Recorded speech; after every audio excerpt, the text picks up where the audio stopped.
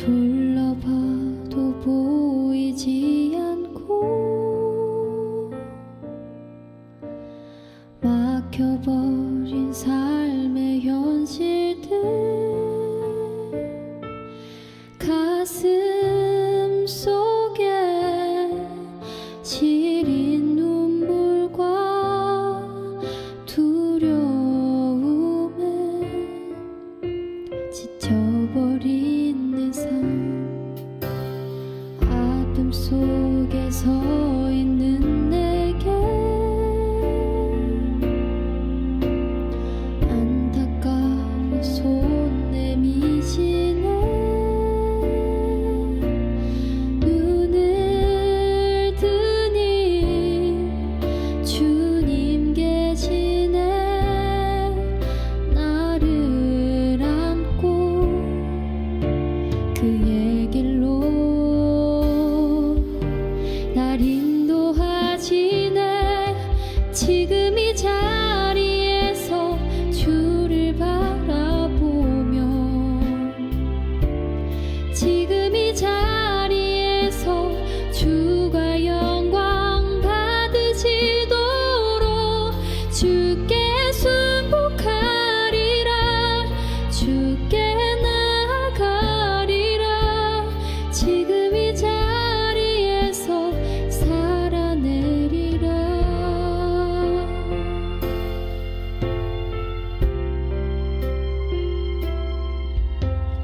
둘러봐도 보이지 않고 막혀버린 삶의 현실들 가슴 속에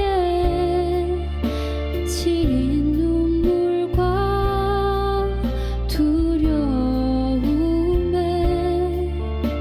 지쳐버린 내 삶 어둠 속에 서 있는 내게 안타까운 손 내미시네. 눈을 뜨니 주님 계시네. 나를 안고 그의 길로 날 인도하시네. 지금 이 자리에서 주를 바라보며 지금 이 자리에서 주가 영광 받으시도록 주께 순복하리라. 주께 나아가리라. 지금 이 자리에서 살아내리라. 지금 이 자리에서 주를 바라보며 지금 이 자리에서 주가 영광 받으시도록 주께 순복하리라. 주께 나아가리라. 지금 이 자리에서 살아내리라. 지금 이 자리에서 살아내리라. 지금 이 자리에서 살아내리라.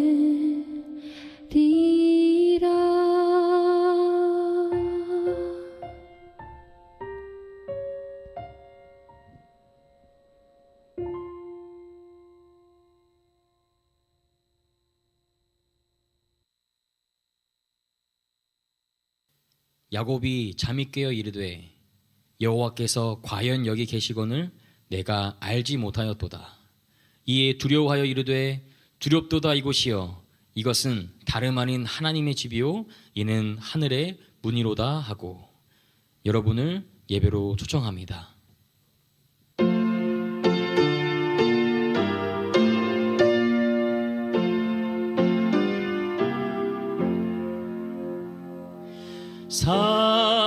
살아계신 주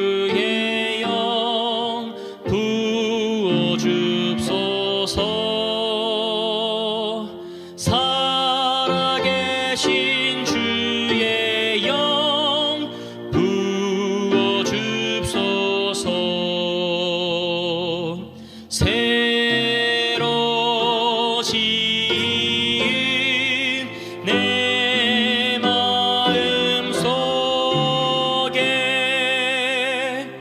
살아계신 주의 영 부어 줍소서.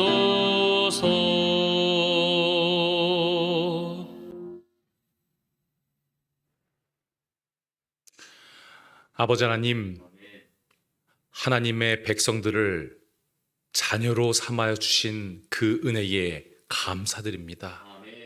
우리와 같은 자들이 하나님을 바라보며 하늘로부터 생명의 빛을 받아 이 어려운 세상을 온전히 걸어갈 수 있는 힘을 내려주심에 감사드립니다. 이 놀라운 특권과 은혜를 언제나 기억하는 하나님의 자녀들 되게 인도하여 주시옵소서. 소자의 입술을 통하여 선포되는 모든 말씀이 하나님의 품성이 전달되어는 아름다운 시간들이 될 수 있도록 인도하여 주시옵고, 함께 하시는 성령 하나님을 인하여 우리의 마음이 뜨거워지며 진정한 치유가 내려오는 아름다운 시간 되게 도와주시옵소서. 우리의 구원자요 생명의 시여자가 되시는 예수 그리스도의 이름으로 간절히 기도드리옵나이다. 아멘.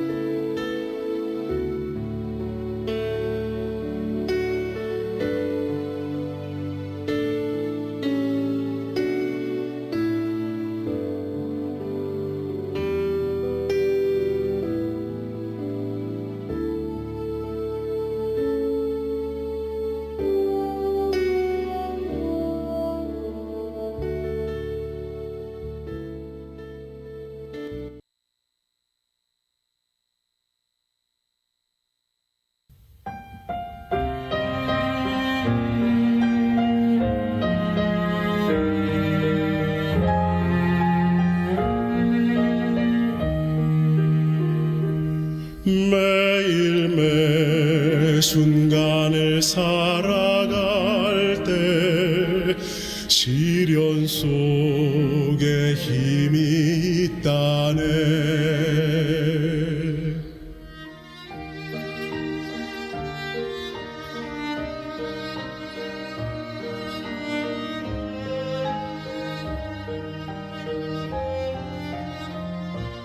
우리 하나님의 말씀 믿어 걱정 근심 하나도 없네.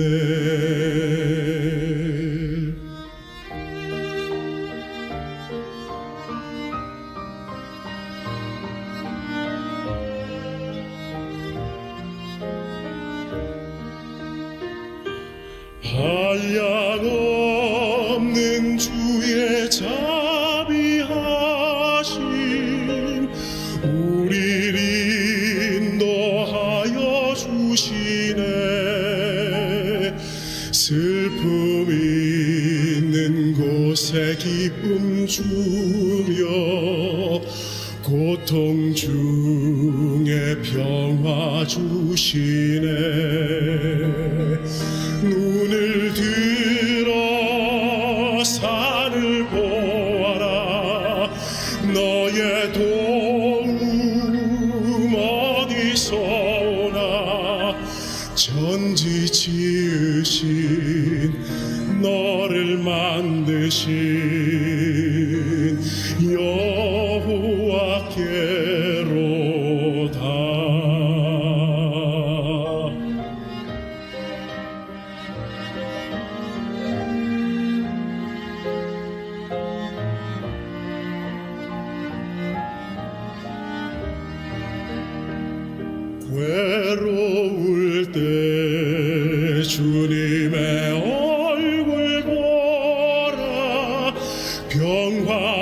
주님 바라보아라. 세상에서 시달린 친구들아, 위로의 주님 바라보아라. 눈을 들어 주를 보라. 내 모든 염려 주께 맡겨라. 슬플 때에 주님의 얼굴 보라. 사랑의 주님 안식 주리라. 사랑의 주님 안식 주리라.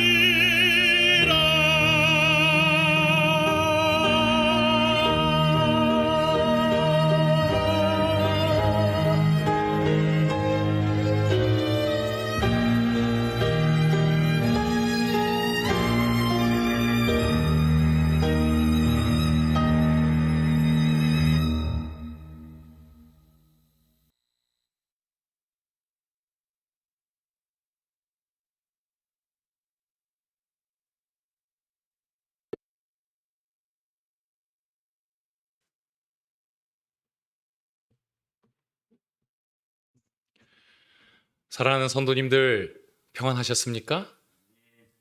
오늘 감동의 찬양을 통하여 하늘의 평안함이 저의 마음속에 임하게 된 것 같습니다. 이 찬양의 제목을 제가 보지 못하고 이 찬양을 보게 되었는데요. 매일 매순간을 살아갈 때라는 찬양을 하고 있는데, 반주는 하나님은 너를 지키시는 자, 반주가 흘러나오고, 그리고 마지막에는 괴로울 때 주님의 얼굴 보라는 찬양이 나온 것을 보게 되었습니다. 이 찬양처럼 매일 매순간을 살아갈 때 여러분들을 지키시는 하나님을 바라보고, 그리고 괴로울 때마다 그 하나님의 얼굴을 바라봄으로 모든 어려운 것들을 이겨낼 수 있는 하나님의 백성 되시기를 진심으로 바라겠습니다. 하나님의 말씀, 마태복음 20장 28절의 말씀을 제가 봉독해 올리겠습니다. 인자가 온 것은 섬김을 받으려 함이 아니라 도리어 섬기려 하고 자기 목숨을 많은 사람의 대속물로 주려 함이니라. 마태복음 20장 28절 말씀입니다.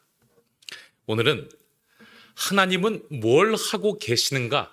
라는 제목으로 하나님의 말씀을 선포하고자 합니다. 한 여인이 멀찍이 차 안에서 한 남성을 물끄러미 지켜보고 있습니다. 누가 누구를 보고 있는 것일까요? 조금 확대해서 보도록 하겠습니다. 바로 그 여인이 바라보고 있는 한 여성은 농사를 짓고 있던 저였고요. 다행히도 이렇게 저를 유심히 바라보던 여성은 저의 집사람입니다. 텃밭에서 제가 농사 짓는 모습을 보면서 좀처럼 가까이 올 생각을 하지 못하고 차에서 사진을 찍고 있는 모습이었던 것입니다. 그런데 왜 이렇게 할 수밖에 없었을까요? 그 이유는 바로 그날 제가 뿌리고 뒤섞고 있었던 것이 바로 이 심한 악취가 나는 퇴비였기 때문입니다. 그래서 이렇게 할 수밖에 없었던 사정도 조금 이해는 갑니다. 그런데요, 이 퇴비를 지은 이유가 바로 무엇이냐면 예전부터 우리 윤영환 목사님께서 잘 가꾸시던 밭이죠. 이 밭에다가 고구마를 심기 위해서 이러한 작업을 하게 되었던 것이죠. 제가 제대로 이렇게 고구마 농사를 해본 것은 처음입니다. 제가 다른 이런저런 농사는 좀 해봤지만 고구마만큼은 해본 적이 없었거든요. 그래서 이 고구마 농사를 어떻게 해야 하는지에 대해서 주변에 계신 많은 분들에게 지혜를 구하고, 또한 인터넷과 유튜브에 있는 수많은 강의를 들은 이후에 한 물건을 구입하게 되었습니다. 그것은 바로 이 고구마 홈이라는 것이죠. 이 고구마 호미를 어떻게 사용하냐면요, 끝에 이 날카로운 부분에 고구마 순, 끝부분을 매단 이후에 찍어 누른 이후에 그대로 스무스하게 이 비닐 안쪽으로 집어넣게 되면, 그리고 그 위를 꾹 눌러주기만 하면 자연스럽게 심겨지는 것입니다. 생각보다 고구마를 심는 것 자체는 어렵지 않고 재미있는 그런 작업이었던 것을 알 수가 있습니다. 물론 제가 10고랑밖에 심지 않아서 그럴 수도 있습니다. 그런데요, 이 모습을 보고 지나가던 아이들이, 어린아이들, 이 학생들이 와서 그거 저 좀 해보면 안 돼요 하면서 이곳에 와서 이 고구마 순을 심게 되는 것을 계속해서 도와주게 되는 것이었어요. 도와주면서 행복해하고, 그리고 이 뚫린 구멍으로 계속해서 물을 부으면서 도와주면서 화기애애한 분위기가 유지되고 있었는데, 어느 순간에 보니 저와 저희 집사람의 머리가 서늘해졌습니다.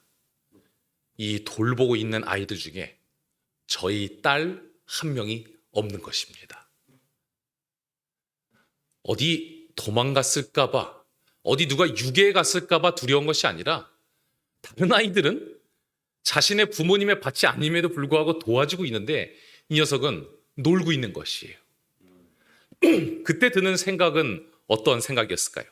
다른 집 자식들도 이렇게 도와주고 있는데 지금 우리 집 아이는 뭐 하고 있는 걸까? 뭐 심각한 이야기는 아니지만 저희 집사람하고 도대체 우리 애들은 뭐 하는 거야? 다른 애들도 도와주고 있는데, 이러면서 계속해서 이 밭에 이 모종을 심는 일을 했던 기억을 하고 있는 것입니다. 저희 딸이 도와주지 않는다고 다행히도 큰 일은 벌어지지 않았죠. 왜냐하면 자녀가 쉬고 있어도 그 부모가 쉬지 않으면 일은 그래도 진행이 되고 큰 일은 나지 않기 때문입니다. 지금 뭐 하고 있는 거야? 라는 이 질문이 그나마 자녀에게 적용될 때는 다행이죠. 하지만 진짜 문제는 이 자녀를 돌보고 있는 부모에게 이런 질문을 하는 시기가 온다면 그것은 대단한 위기임이 분명하다는 것입니다. 아버지가 아버지의 역할을 하지 않고, 어머니가 어머니의 역할을 하지 않은 상태에서 자녀들에게 어머니, 아버지, 지금 뭐 하고 계시는 거예요? 라는 질문이 날 만한 그 상황이 조성된다면 이것은 이미 큰 고난의 시간이 이르러 왔음을 우리는 충분히 알 수가 있다는 것이죠. 우리의 삶에 가장 힘든 순간이 바로 이러한 느낌이 들 때가 아닐까 생각을 해봅니다. 도대체 내가 이렇게 괴롭게 살아가고 있는데 우리의 가장 좋으신 아버지라고 하시는 우리의 하나님은 도대체 뭐 하고 계시는 것일까? 하나님이 계시다면 나의 삶에 이렇게 어려운 일들이 연속으로 찾아오지 않을 텐데, 때로는 내가 아니고 내가 지켜보고 있는 저 사람의 인생이 저렇게까지 기구하고 어려울 수가 없는데, 계시다면, 그분이 계시다면 절대로 일어날 리가 없다라고 생각할 만한 상황. 하나님은 도대체 뭘 하고 계시는가? 이 질문은 우리의 삶의 수많은 번민을 가져다주는 질문이라는 사실을 여러분들도 공감하실 거라 생각을 합니다. 하지만 다행인 것은 하나님은 우리가 궁금해할 만한 질문들은 하나도 빼놓지 않고 성경에 기록해 놓으셨다는 것입니다. 이것에 대한 답을 주시고, 오히려 이 질문에 대한 답을 통하여 하나님의 백성들에게 힘을 주시고 어려운 것들을 이겨내게 하시는 분이 바로 여러분들의 아버지요 하나님이라는 사실을 잊지 않게 되시는 모든 하나님의 백성들 되시기를 간절히 바랍니다. 그리고 그 어려운 질문에 답을 주시는 하나님을 오늘 성경의 본문을 통하여 만나보도록 하겠습니다.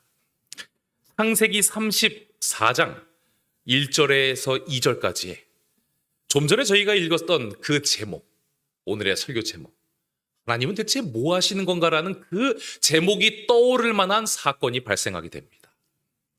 레아가 야곱에게 낳은 딸 디나가 그 땅 여자를 보러 나갔더니 히위 족속 중 하몰의 아들 그 땅의 주장 세겜이 그를 보고 끌어들여 강간하여 욕되게 하고, 이 상황이 더욱더 끔찍했던 이유는 성경의 역사를 추정해 볼 때 이 당시에 야곱이요 레아의 딸이었던 디나의 나이가 불과 14살이나 15살밖에 되지 않았다는 것이죠. 저는 두 딸을 가진 부모로서 이런 일을 당할 때 참 없기를 바라야 하겠죠. 근데 이런 일이 이르온다면 그것을 어떻게 이해해야 하고 또한 어떻게 위로해야 되고 무슨 행동을 해야 할지 사실 눈앞이 깜깜해지는 것을 여러분들 앞에 고백하게 되는 것입니다. 이 사건으로 인하여 결국 큰 일이 발생하게 되고 그리고 그 당시에 그 지역, 그 세겜 지역, 그 지역에 있었던 사람들 입장에서는 사실 이상한 일이 아니었습니다. 먼저 여성을 취하고 그 후에 가서 그 집을 찾아가서 청혼을 하고 그 여성을 데려오는 것이 이상한 일이 아닐 정도로 그 지역은 이상한 땅이었습니다. 그러자 결국은 세겜이 이렇게 이 강간을 하고 나니 이 여성이 더욱더 마음에 들어서 청혼을 하러 그 야곱을 찾아오게 됐을 때 그 야곱의 심정을 한번 생각해 보시기 바랍니다. 야곱이 이러지도 못하고 저러지도 못하고 있는 상황 가운데서 그 자녀들에게 이 말을 고하지 않습니다. 큰일이 날 것 같아서요. 아들들의 성격을 알기 때문입니다. 그런데 이 아들들이 돌아와서 웬일인지 아무런 반응이 없어요. 그리고 그 아들들이 제안을 합니다. 어차피 이렇게 된 거 우리 여동생 저들에게 줍시다. 하지만 조건이 있습니다. 당신들 모든 가족과 족속들은 나의 여동생을 데려가려면 우리 히브리인들이 받고 있는 그 할례를 받음을 통하여 함께 하나님께 인정받았다는 동질성이 유지될 때 그때 나의 동생을 우리 집안의 막내딸을 드리도록 하겠습니다.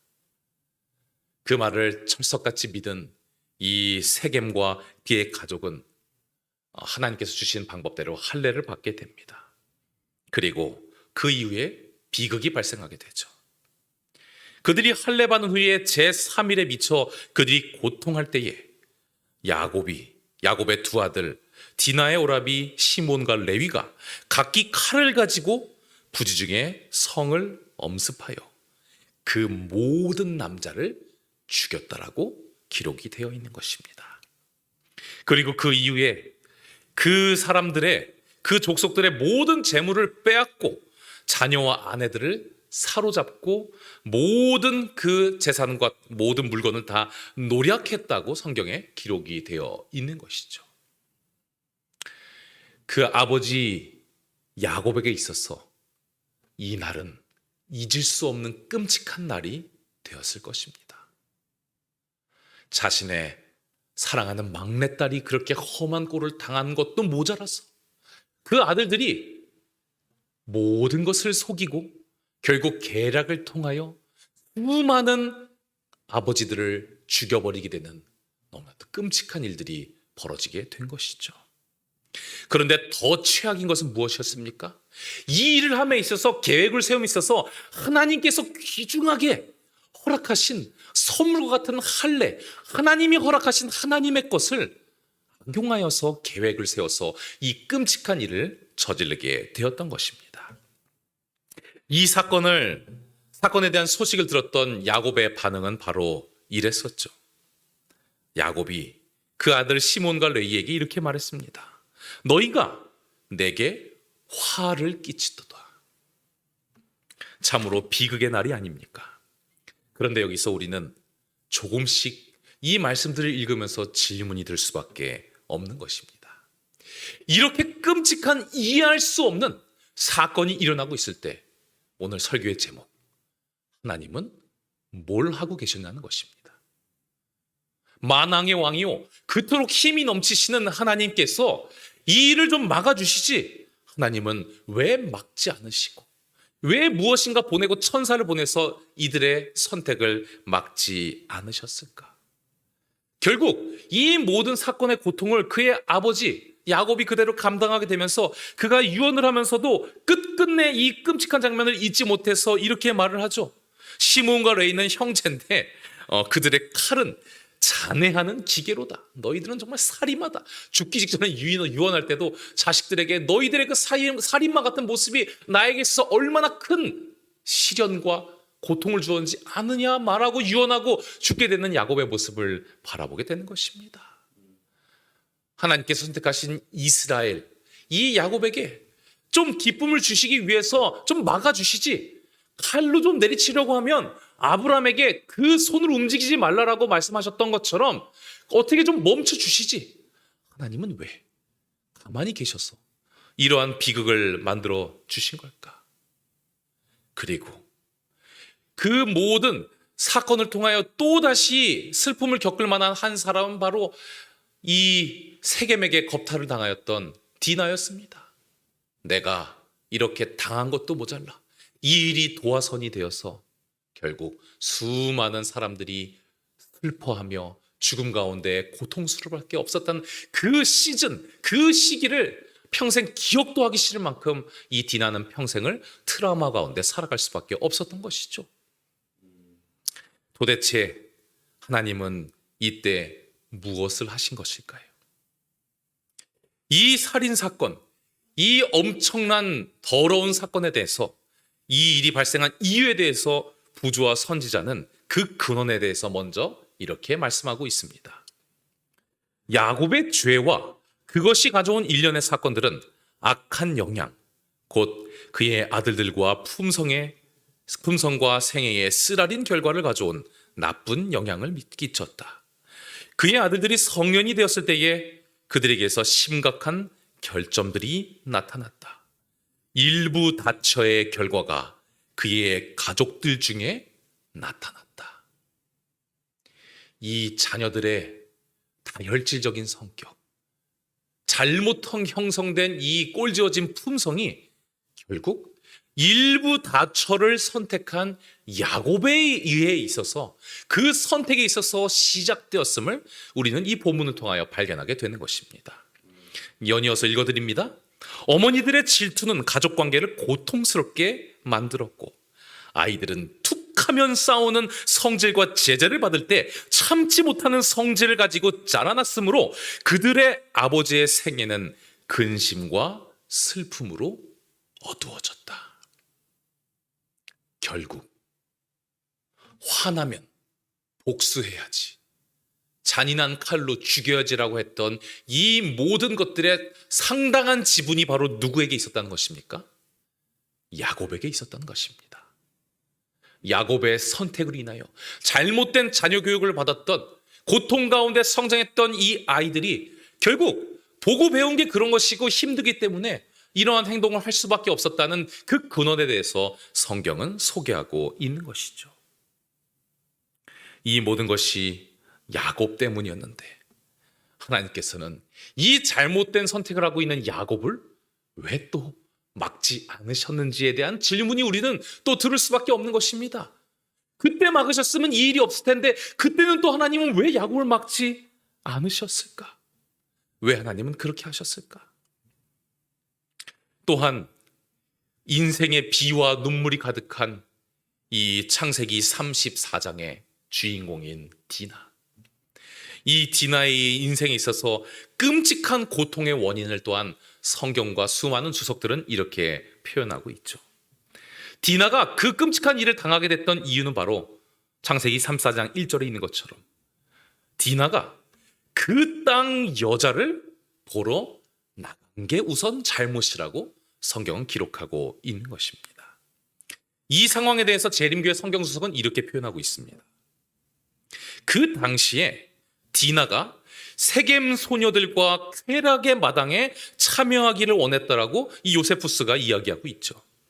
그리고 여기의 언어는 친근한 방문을 이야기하고, 이 이야기는 바로 이처럼 그 당시 그토록 수준이 낮았던, 먼저 겁탈하고 청혼할 정도로 수준이 낮았던 그 땅의 여인들과 함께 친하게 지내고 매우 친근했으며 그들이 누렸던 쾌락의 마당에 늘 참여하고 습관 들었던 이 디나의 모습을 우리는 바라볼 수가 있는 것입니다. 결국 이 많은 고통의 과정도 누구의 선택도 있었다는 것이에요. 디나의 선택도 있었다는 것입니다. 그런데 이 모든 선택은 하나님께서 원하지 않는 선택이었어요. 창세기를 보면 수도 없이 이방인들, 여인들과 함께하지 말라는 그 권면이 있었음에도 불구하고 디나는 결국 하나님이 그렇게 강권하였지만 자신의 선택으로 인하여서 이러한 끔찍한 환경으로 자신의 삶을 몰게 되었던 것입니다. 근데 그래도 말이죠. 하나님이 좀 막아주시지. 하나님이 좀 그 세겜 다른 스케줄을 좀 만져들어 주시지. 이게 도대체 무슨 일인가에 대해서 우리는 또다시 고민할 수밖에 없는 것이었습니다. 그런데 이 모든 과정도 또 누군가의 잘못된 선택의 연속임을 우리는 성경을 통해 발견할 수가 있는 것입니다. 한 장 전인 창세기 33장 18절에는 야곱이 세겜 땅에 이르러서 장막을 쳤다고 기록이 되어 있습니다. 이것부터 잘못되었던 것입니다. 본래 야곱이 가야 할 곳은, 그리고 정착할 곳은 이 세겜이 아니었고, 그가 가야 할 곳은 그가 하나님과 언약한 베델이었습니다. 만약 야곱이 곧바로 베델에 내려가서 감사의 단을 쌓았다면 이러한 일은 벌어지지 않았을 거라는 수많은 신학자들의 분석과 주석을 우리는 기억할 필요가 있는 것이죠. 결국 야곱이 지체하여서 하나님과의 언약을 온전히 지키지 않았기 때문에, 그러므로 인하여서 중간에 쉬어가는 과정으로 인하여 그 야곱의 선택이 나비 효과가 되어 결국 자신의 이 사랑하는 딸이 그러한 선택을 할 수밖에 없었고 환경의 영향을 받을 수밖에 없었고 이러한 비극이 이르러 왔음을 우리는 성경의 과정을 통하여 또한 발견할 수가 있는 것이죠. 자, 이제 질문을 드리겠습니다. 야곱이 이러한 초창기에 잘못된 선택을 하는 동안 하나님은 막지 않으셨어요. 그리고 그 잘못된 선택 이후에도 또 막아줄 수 있었는데 디나의 선택 또한 하나님께서는 막지 못하셨고, 또한 그 레위와 시므온의 선택도 하나님께서는 막지 못하심을 통하여 상상도 하기 힘들 만한 비극이 그 땅에 이르러 왔습니다. 그럼 도대체 하나님은 뭘 하고 계셨을까요? 하나님은 이들을 바라보며 어떠한 행동을 하고 계셨을까요?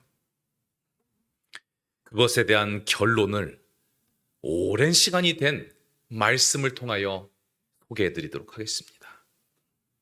우리는 이 사건을 잘 알고 있지 않습니까?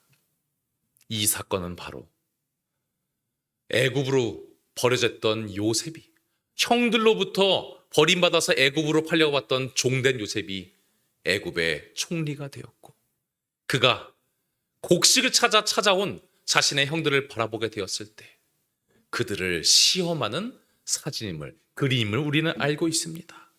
이 형들이 도대체 그 마음속에 하나님께서 임하셨는지, 어떠한 변화가 있었는지 확인하고 싶었던 이 요셉은 결국 모든 형제들을 다 불러오게 하고, 그리고 자신을 가장 사랑했던 아버지 야곱이 자신이 죽었다고 생각한 이후에 가장 사랑하고 있는 베냐민, 그 동생마저 데려오게 한 이후에 베냐민에게 누명을 씌우죠.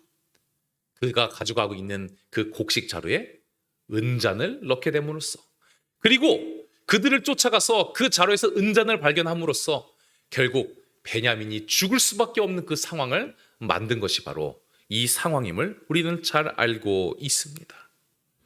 그리고 그때 결국 베냐민이 이 모든 것을 감당할 수밖에 없던 그 상황 가운데서 이 요셉의 형들은 그토록 잘못 살아왔고, 그토록 그 아버지 야곱으로 인하여서, 그 어머니들로 인하여서 스트레스 받고 잘못된 교육으로 잘못된 내면 아이를 가지고 잘못된 삶을 살고 죄악을 행하였던 이 형들이 너무나도 천사와 같은 위대한 말을 하고 있는 것을 우리는 바라보게 되는 것입니다. 창세기 44장 33절에 청컨대 주의 종으로 아이를 대신하여 있어서 주의 종이 되게 하시고 아이는 형제와 함께 도로 올려 보내소서. 이토록 삐뚤어진 삶을 살았던 이 요셉의 형들은 자신이 수틀리면 칼로 누군가를 죽일 수도 있는 그러한 백성이었습니다. 그런데 이제는 죽이는 것이 아니라 제가 대신 죽겠습니다. 우리 아버지가 고통받는 것보다 제가 받는 게 낫겠습니다. 이전에는 이토록 우리 집안을 어지럽게 만들고 우리를 삐뚤게 만드는 이 아버지에 대한 원망이 가득해서 그 분을 사귀지 못해서 이기적인 삶을 살아왔는데, 이제는 나의 아버지의 고통을 이해합니다. 우리 막내 베냐민 죽으면 우리 아버지 큰일 납니다. 모든 것 다 이해함으로 제가 나의 아버지를 위하여, 나의 동생 베냐민을 위하여 대신 죽겠습니다라는, 정말 같은 사람이 아닌 것 같은 이러한 대답을 우리는 바라보게 되는 것입니다. 이기적이고 잔혹한 성품의 형들이 변하게 되었던 것이죠.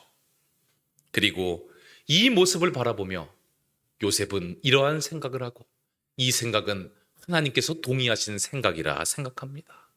부자 선지자의 이 상황을 이렇게 표현하고 있습니다. 요셉은 만족하였다. 그는 그의 형들에게서 참 회개의 열매를 보았다.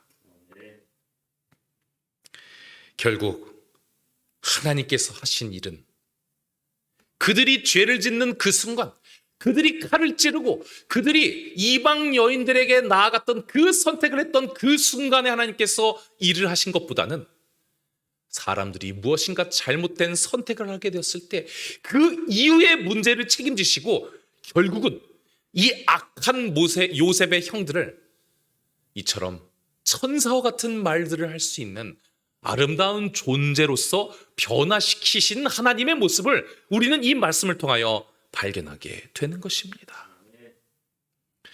야곱의 선택으로 인하여 상처받은 자녀들의 이 꼬이고 어그러진 인생을, 그들의 품성을 변화시키는 뒤처리를 하시는 하나님을 여러분들은 바라보셔야 한다는 것입니다.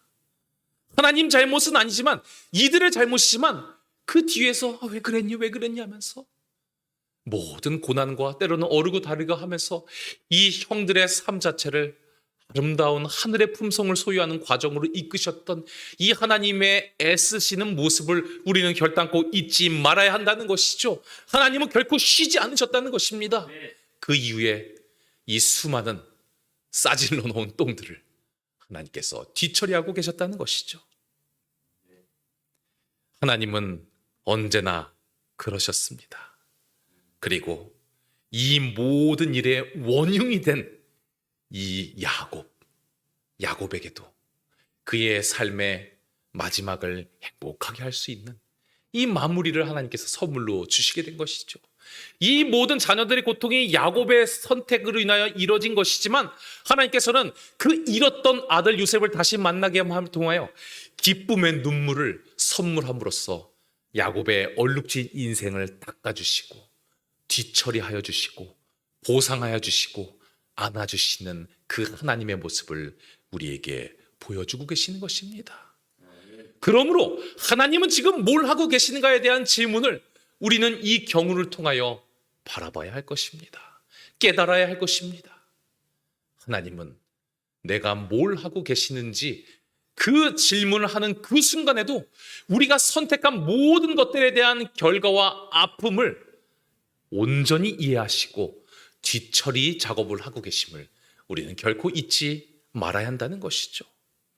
온 우주의 왕께서 이 땅에 찾아오시고 이 죄악 세상에서 우리가 흘린 모든 것들을 닦고 그리고 지우고 빨고 계신다는 그 사실을 우리가 잊지 않는다면 우리의 삶에는 영원한 감격이 자리 잡을 수밖에 없다는 사실을 기억하시게 되는 모든 하나님의 백성들 되시기를 진심으로 바라겠습니다. 하나님께서 이렇게 뒤처리하시는 모습을 우리는 태초부터 바라보게 됩니다. 태초에 하나님이 백성들에게 자유의지라는 것을 주셨어요. 자녀들에게 영광의 자유를 허락하셨습니다. 그런데 그 자녀들은 그 자유를 제대로 써먹지 못하였죠. 결국 그들이 죄악의 선택하게 되었을 때, 아담과 하와가 선악을 알게 하는 열매를 먹게 되었을 때, 하나님께서는 그들의 그 손을 막지 않으셨습니다. 막지 못하셨습니다. 왜냐하면 자유의지라는 선물은 막지 못하는 것에부터 시작되는 것이기 때문입니다. 그럼을 통하여 하나님의 백성들은 종이 아니라 자녀의 위치를 누리게 되었던 것이죠. 그렇지만 하나님은 내가 너에게 다 주었으니 너희들이 알아서 하라고 하지 않았습니다. 하나님께서는 그 뒤에 온 우주의 왕이시지만 뒤처리를 하십니다. 양을 잡으시고, 그리고 그 양의 가죽으로서 옷을 입히시고, 그리고 너희의 인생의 문제, 죄의 문제를 해결해 주실 그분이 양이 죽은 것처럼 반드시 너희의 후손을 통하여 이르게 될 것이다라고 하나님께서는 그들의 생각까지 뒤처리해 주시는 모습을 우리는 바라보게 됩니다. 그 이후에 죄의 결과가 이르러옵니다. 아벨과 가인이 함께 농사를 짓고 또한 그들의 목축업을 하고 있었지만 가인이 아벨을 죽임을 통하여 이 아담은 나의 죄가 또 이러한 결과를 이루게 오겠다는 그러한 괴로운 생각을 할 수밖에 없었을 것입니다. 그리고 그 동생을 죽인 가인은 결국은 후회하는 인생을 살아가게 되는 것이죠. 하나님께서는 내가 너에게 자유의지를 주었으니 알아서 해라라고 또 하지 않으셨어요. 가장 아끼는 예수님을 상징하는 아벨을 죽였음에도 불구하고 그 가인이 하나님 제가 사람들께 미움받아서 죽으면 어떡합니까? 라고 이야기하게 되었을 때 결국 하나님께서는 그의 인생도 뒤처리를 하여 주십니다. 가인에게 표를 주셔서 만나는 누구에게든지 죽음을 면케하시느니라. 이토록 큰 죄를 지어도 하나님 그 죄인을 사랑하시고 그에게 줄 수 있는 형편 내에서 최상의 뒤처리를 하여 주심을 우리는 기억할 수 있다는 것입니다. 또 엄청난 뒤처리들이 이어지게 됩니다. 그림만 보아도 무슨 말인지 무슨 상황인지 아시겠죠?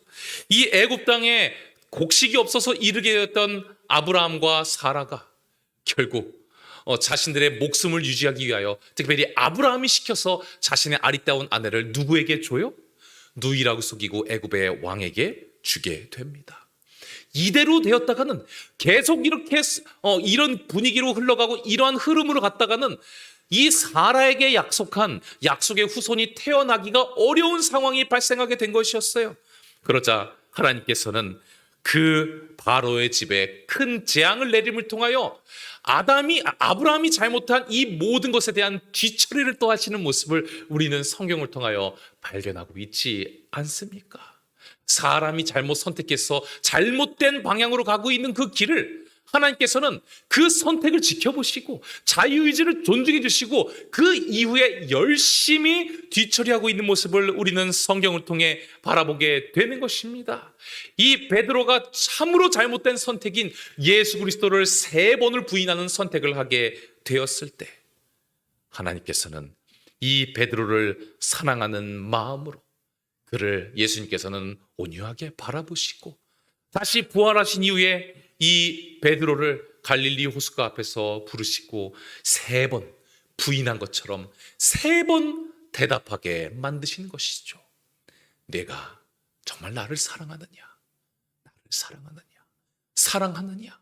그렇게 하심으로 베드로의 잘못된 선택으로 인하여 그에게 이루었던 모든 고통에 대한 그 오물들을 끝까지 뒤처리하시고 이 베드로에게 하늘의 평안함과 사명을 허락하시는 예수 그리스도의 모습을 우리는 잊지 말아야 한다는 것이죠. 그렇습니다. 우리 하나님의, 우리 예수님의, 우리 성령님의 패턴은 언제나 이처럼 동일합니다. 잘못된 행동을 하시기 전에 사랑으로서 강하게 강권하십니다. 하지만 그 말을 들은 백성이 선택하는 자유의지를 존중하여 주시죠. 왜냐하면 그것을 억지로 막으면 더 이상 자유자가 아니고 더 이상 자녀가 아니고 그는 종이 될 수밖에 없기 때문에 참된 복을 허락하시는 것입니다. 그리고 그 잘못된 선택을 눈물로써 바라보셨던 우리의 하나님은 그래 내가 부모니까 내가 너희의 조물 주고 너희의 아버지니까 내가 안 치우면 누가 치우냐? 너희가 나를 배신해도 나는 너를 끝까지 잊지 않는다. 암탉이 그 새끼를 모으듯 나는 너희를 끝까지 품을 것이다. 끝까지 너희의 삶을 책임져 줄 것이다 하며 뒤처리를 하시는 우리의 아버지의 모습을 바라보게 되는 것입니다. 그 뒤처리는 바로 피로 처리하는 양의 죽음, 예수 그리스도의 죽음으로써 처리하는 뒤처리임을 우리는 기억해야 한다는 것이죠. 여러분, 이 뒤처리의 의미를 우리는 조금 더 깊게 생각해 볼 필요가 있습니다. 군대에 가면요, 3대 재앙이 있습니다. 그 3대 재앙 중에 최고로 꼽히는 것이 바로 무엇이냐면 높은 장군님께서 그냥 부대에 방문하시는 겁니다. 뭐 다른 거 하지 않아요. 내일 사단장님이 우리의 부대에 방문하신다. 이거는요 정말 끔찍한 재앙 중에 재앙입니다. 왜냐하면 그분께 잘 보이기 위해, 그분께 책 잡히지 않기 위하여, 또한 그분께 잘 보여서 승진하고 싶은 그 마음에 끝도 없는 미화 작업이 시작되기 때문입니다. 정말 말도 안 되는 미화 작업이 시작됩니다. 치약으로 바닥을 다 닦고 벗겨내는, 집에서도 하지 않는 바닥 청소 작업이 바로 시작이 되고요. 그리고 더욱더 놀라운 것은 바로 이것입니다. 이 바닥에 뭔가 문제가 있었고 파여 있거나 색깔이 이상하면요, 구두약을 발라서 그 자리를 채우고 흙으로 문질러서 마치 아무것도 없는 것처럼 바닥도, 흙이 있는 바닥조차 기적의 처리 방법으로 깨끗하게 만드는 작업이 시작되게 된 것이죠. 자, 이 과정을 봤을 때 여러분, 누가 자유의지가 있고 누가 자유의지가 없는 존재입니까? 누가 먼저 선택권이 있고 누가 선택권이 없는 존재입니까? 누가 섬김을 받는 자이고 누가 섬기는 자입니까? 당연히 전자가 사단장님이고 후자가 일반 병사들입니다. 결국 내일 방문한다는 이 자유의지의 선택을 한 사단장으로 인하여서 그 이후에 모든 발생하는 문제들을 누가 뒤처리하고 있어요? 바로 병사들이 뒤처리하고 있는 것입니다. 열심히 섬기고 있는 것이죠. 결국 뒤처리라는 것은 섬기는 자가 하는 것이라는 것을 우리는 기억해야 한다는 것입니다. 온 우주의 사단장님께서, 우리의 아버지, 우리의 왕께서 이 우리의 생각으로는 이해할 수 없는 구조로서 우리의 인생을 뒤처리하고 계심을 결코 잊지 않는 하나님의 백성들 되시기 바랍니다. 뒤처리를 하신다는 것은 우리를 섬기고 계신다는 것입니다. 우리의 모든 이 잘못된 자유의지의 그 선택을 막지 않는 이유는 뒤처리하시기 위함이고 섬기기 위하심을 우리가 잊지 말아야 한다는 것이죠. 왜 미리 막지 않으셔서 우리의 인생을 이렇게 만드셨습니다가 아니라 나의 인생을 섬기기 위해서 너가 먼저 선택하지 않겠니? 내 선택이 중요한 것이 아니라 너의 선택이 더 중요하다. 너는 나의 자녀다. 나 한 명을 진정한 사람으로서, 자녀로서, 한 명의 가치로서 여기고 계시는 그 하나님의 시선과 시각을 우리가 잊지 말아야 한다는 것입니다. 그러면 우리는 이 하나님의 사랑의 패턴을 이해하게 되고 자녀들의 영광의 자유를 누리는 백성이 된다는 것입니다. 인자가 온 것은 섬김을 받으려 함이 아니고 도리어 섬기려 하고 자기 목숨을 많은 사람의 대속물로 주려 함이니라. 2011년도에 뉴스위크라는 유명한 잡지에는 이러한 내용이 기고가 되었습니다. 할아버지의 원죄. 너무 무서운 말이죠. 이것에 대한 것은요, 이렇게 밑에 작은 글씨를 보게 되면 이런 내용이 기록되어 있습니다. 과음, 과식, 흡연, 나쁜 습관이 후손의 질병을 부른다.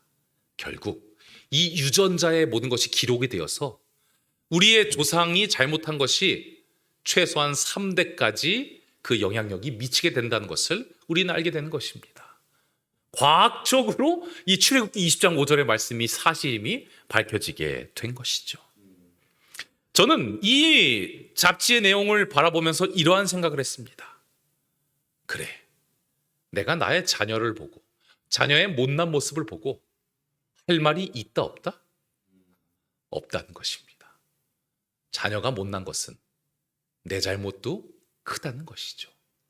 나의 잘못된 선택을 인하여 더 가슴 아픈 것은 나의 자녀뿐만 아니라 나의 자녀들이 훗날 낳을 그 아이까지 3대까지 무언가 죄의 결과물이 반드시 유전되게 된다는 것을 이 잡지를 통하여 다시 한번 확신하게 된 것입니다. 그렇다면 죄책감에 사무쳐서 살아가야 할까요? 아니죠.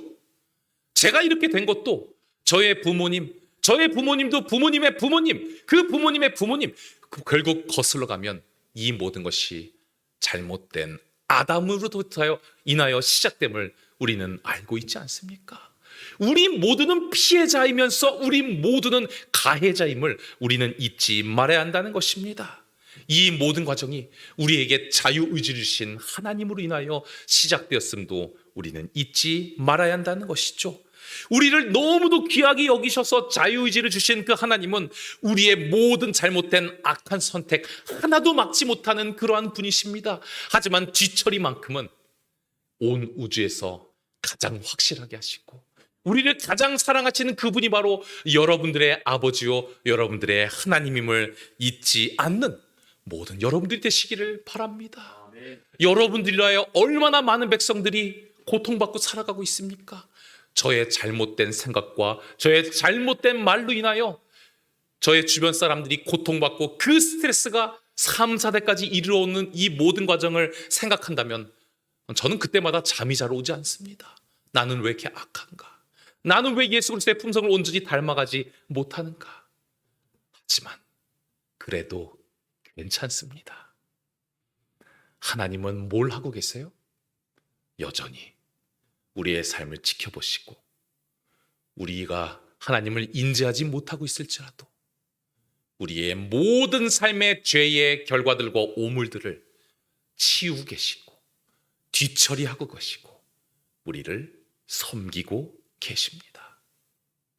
그 섬기시는 우리의 아버지, 그 아버지를 온전히 닮아가는 하나님의 백성들 되시기를 진심으로 바라겠습니다. 사울이 예수 그리스도를 만나기 전에는 처리하는 사람이었지만 십자가에 예수 그리스도를 만나고 그는 예수님을 닮은 뒤처리를 하는 바울이 되었습니다. 죄로 인하여 고통받고 있는 백성들에게 하나님의 말씀을 던지고 선포하고 하늘에 빛을 내리는 진정한 뒤처리를 하는 백성이 되었다는 것은 우리에게 어떠한 메시지를 던져줍니까? 모든 존재들의 섬김을 받으신 예수님께서는 사람의 종이 되고자 오셨다. 예수님의 거룩한 속성에 참여하고 구속받은 영혼들을 바라보는 기쁨은 예수님과 나눌 자들은 그분의 무아의 봉사의 모본을 따라야 한다. 여러분들도 바울처럼 처리하는 사람에서 예수님처럼 뒤처리하는 섬김의 백성이 되었으면 좋겠습니다. 하나님은 뭘 하고 계세요? 우리의 삶을 뒤처리하시고 섬기고 계십니다. 그리고 최종적인 완벽한 뒤처리를 위하여 이 재림을 준비하시는 예수 그리스도를 바라보며 여러분들도 뒤처리의 최고 달인이신 예수 그리스도를 닮아가고 제발 좀 여러분들 주변 사람들에게 처리하려고 하지 마시고 그들을 이해하고 우리를 섬기시는 예수님처럼 그들을 섬기고 그들의 어려운 것을 뒤처리할 수 있는 예수님을 닮은 아름다운 주의 자녀들이 되시길 바라며 오늘의 말씀을 마치도록 하겠습니다.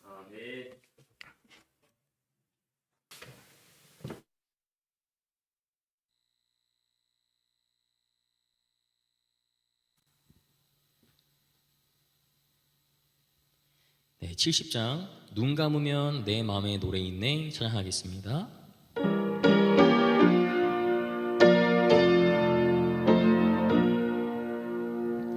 눈 감으면 내 맘에 노래 있네. 맘 아픈 일 나 당할지라도 이 모든 것 다 디딤돌 되리라. 이 세상은 내 집이 아닐세. 그때까지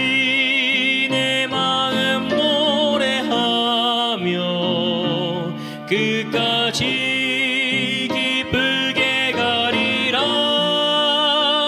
그날까지 저 천성 바라보리. 주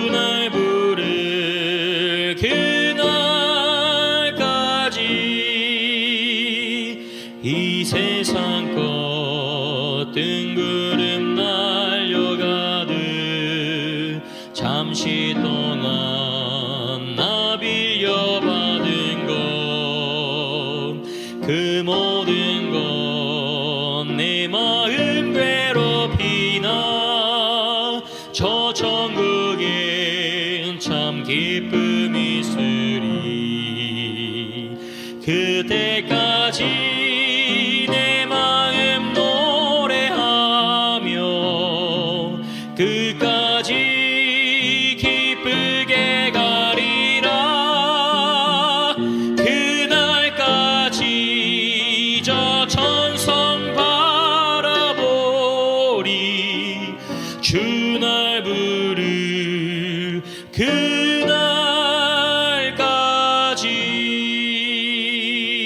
그날까지. 아버지 하나님, 우리를 자녀로 삼아주심에 감사드립니다. 종보다도 못한 죄를 짓고 살고 있는 우리를 미쁘게 여기셔서 끝까지 포기하지 않으시고 우리에게 지금도 자유의 자녀의 삶을 허락하신 그 은혜에 감사드립니다. 아버지 하나님을 오해하지 않는 우리가 될 수 있도록 인도하여 주시옵소서. 지금도 우리의 아버지는 우리의 잘못된 선택을 눈물로 바라보시고 어떻게 하면 도와줄 수 있을까 고민하시는 우리의 아버지임을 잊지 않는 백성되게 도와주셔서 하늘의 위로와 하늘의 힘이 우리의 가슴에 새겨지는 아름다운 시간들이 이어지도록 인도하여 주시옵소서. 스스로의 잘못된 선택을 인하여 고통받았던 야곱의 인생을 사랑하고 섬기셨던 하나님을 기억하게 하여 주시옵소서. 잘못된 선택을 인하여 고통받았던 수많은 부조들의 삶을 지키시고 그들의 인생을 섬기시고 끝까지 책임지셨던 그 하나님의 능력이 여전히 지금까지 임하게 됨을 잊지 않은 우리가 될 수 있도록 인도하여 주시옵소서.